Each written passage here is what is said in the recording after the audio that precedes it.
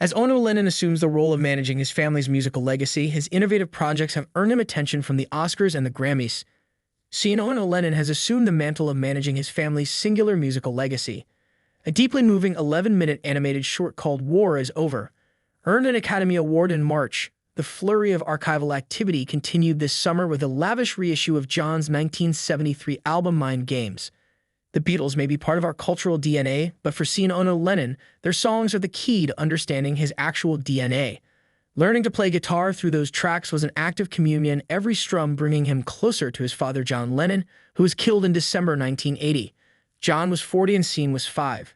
"I never played music because I was good at it," he tells POPL. "I lost my father and I didn't know how to fill that void. Learning how to play his songs on guitar was a way to process the loss with an activity that made me feel connected to him." When you've lost a parent, things like that motivate you, because you're trying to find them. Making music always made me feel like I was getting to know him better. Now 49, Sean has spent the last 3 decades building a rich career as an accomplished artist in his own right through a string of acclaimed solo records and inventive musical projects with the likes of Primus bassist Le Claypool, alt rockers Cibo Matto, longtime girlfriend Charlotte Kemp Mull, and his mother Yoko Ono. In recent years, after Ono 91 stepped back from public life and retired to the rural estate she purchased with John in 1978, Sean has assumed the mantle of managing his family's singular musical legacy. More than just an administrative figure, he channels his formidable creative energy into innovative ways to present his parents' timeless art to new generations. To call it the role he was born to play ignores the tremendous effort required to conceive and craft these productions, but there's certainly a kernel of truth in the cliched line. "I definitely feel like I was making music and art before I thought about it as a choice," he says. Under Sean's leadership, the simple suggestion of a new music video for his parents' Yuletide peace anthem Happy Xmas, War is Over, morphed into something far more imaginative and compelling. "My idea was, it's such a famous song. Maybe we need a short film that uses it as a score. We can recontextualize the music in a way that's refreshing. It's a concept borrowed from Martin Scorsese, who knows the value of a skillful needle drop. Think about when you're watching one of Scorsese's movies and a song comes on that you've heard a million times. In the context of a story you're engaged in, suddenly it's like rediscovering the music for the first time. That's kind of what I was hoping for with Happy Xmas, War is Over." The result, a deeply moving 11-minute animated short called War is Over, earned an Academy Award in March. The surreal occasion afforded Sean the opportunity to both hang with Nicolas Cage. "I'm such a big fan. He's so charismatic and fun to watch," and wish his mother a happy UK Mother's Day from the podium. "A lot of people thought that I was being overly ambitious," Sean, who co-developed the story with director Dave Mullins, sheepishly admits. "And I thought I might be as well. But then we won the Oscar, and that sort of validated the whole project for me." The flurry of archival activity continued this summer with a lavish reissue of John's 1973 album Mind Games. Part fine art, part-time capsule, the limited edition Ultimate Collection Super Deluxe box set boasts revealing remixes produced by Sean himself, plus a treasure trove of puzzles, maps, replica art pieces, and a coffee table book, all contained in a 40-pound, 13-inch cube. It's a monumental object, let's put it that way. Sean offers with a self-deprecating laugh. "I think a lot of people didn't understand why we wanted to make something so physically big in a digital world. But for me, it was really about making a monument to an album that I personally think is a masterpiece." Some fans were baffled by the almost comically elaborate treatment for an album that garnered a tepid response upon its initial release, contributing to its largely unfair reputation as a minor entry in the Lennon canon. But for Sean, it's a matter of passion over prestige. "I grew up listening to all my dad's music as a child, and at that age, no one is telling you about reviews. I just love the album. Some of my favorite songs are on it. I didn't even realize until working on the box set, and quite late in the process, that Mind Games had not been as well reviewed as other albums he'd done." Obviously, these reviews were written before anyone could know just how finite John's creative output would be. With only 7 traditional solo albums completed during his lifetime, one of which is a covers album of 50s rock standards, it's easy to argue, as Sean does, that there's no such thing as an inessential Lennon record.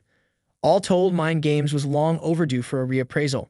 The expansive interview-laden liner notes and fly-on-the-wall session tapes provide illuminating context, and Sean's mixes render tracks originally made for the muddy mono of AM radio in vital clarity for the AirPod era. This gloriously obsessive enterprise could only stem from the enthusiastic fervor of a fan, which Sean very much is. It's a crucial component of his complex relationship to the music.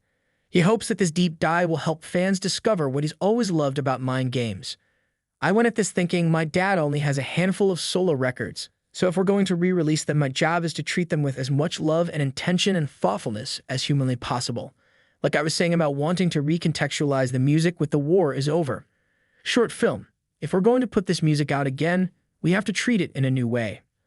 The Gargantuan Collection, which snagged scene and art director Simon Hilton a Grammy nom earlier this month for Best Boxed or Special Limited Edition Package, has revolutionized the very notion of reissues through its use of interactive apps, immersive games, some requiring a UV light, thoughtfully included, and meditation mixes of album tracks that put the listener into a trance-like state through the use of binaural beats.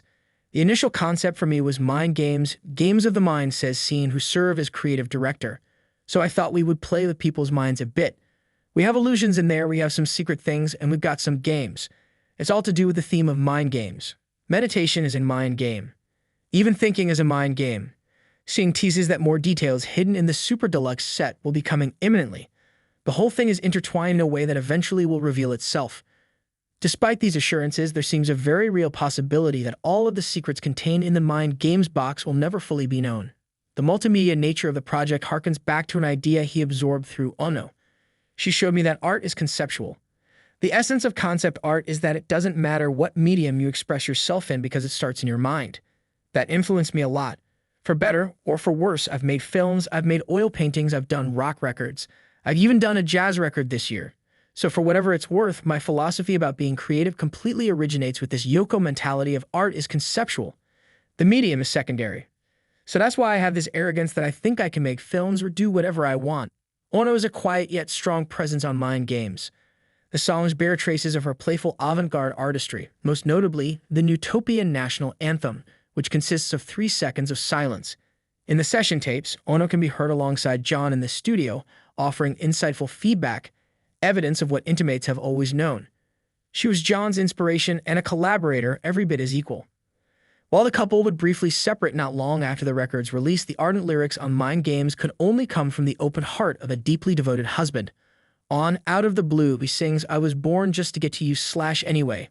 I survived / long enough to make you my wife." The whole album is about my mom, says Scene. My dad declared to the world that John and Yoko were one word. I think he always had his heart set on her. He was so in love with her. They had a legendary love, and I think that this album is infused with that love. You can hear it. If the original record is a love note from John to Yoko, the box set is an expression of love from Scene and John. Though his time with his father ended at an age when memories are hazy for most, Scene's recollections are unusually vivid. Going through something very traumatic when you're a child can basically freeze the memories of that time period in your brain, he says. For me, they're etched in stone. Some are snapshots, making paper airplanes, watching the Muppets swimming in the ocean, while others more impressionistic. The smell of burning incense, a scratchy stubble on his father's chin, the bony outline of his ankle, and the cold metal of his guitar strings. For Scene, overseeing these projects transcends family duty. Sifting through the archive helps him make a mosaic of the man he barely got to know from the work he left behind. You're constructing somebody out of fragments, he explains. Listening to the raw session tapes is tantamount to time travel, as John can be heard making jokes and comments to his fellow musicians. I grew up mostly knowing my dad through pictures and recordings because he wasn't around, Scene continues. So whenever I hear my dad saying anything that I haven't heard before, even just a little moment, it means so much to me. It's like gold. It's precious because it's like getting more time with him. For more from Scene, Ono Lennon, pick up the latest issue of People on newsstands everywhere Friday.